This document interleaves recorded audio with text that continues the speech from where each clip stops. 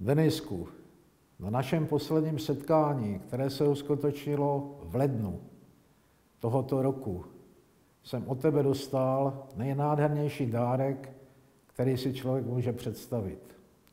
Dal si mi obrázek, který je nadepsaný dědečkovi od Denise. Na tomto obrázku je sluníčko. Toto sluníčko má brýle. Já vím, že si pod ním představuje svého bratříčka Davida, který od malička tyto brýlky nosí. Na tomto obrázku je i větší postavička. To jsi ty. Je na něm i menší postavička. To je David. Je na něm velký dům. Já vím, že tento obrázek vystihuje tvoje přání.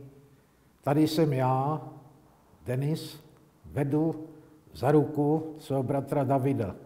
Chceme bydlet v tom velkém domě s naší maminkou Evou. Tvůj obrázek je pro mě cennější než všechny díla světových mistrů, která jsou umístěna v této galerii.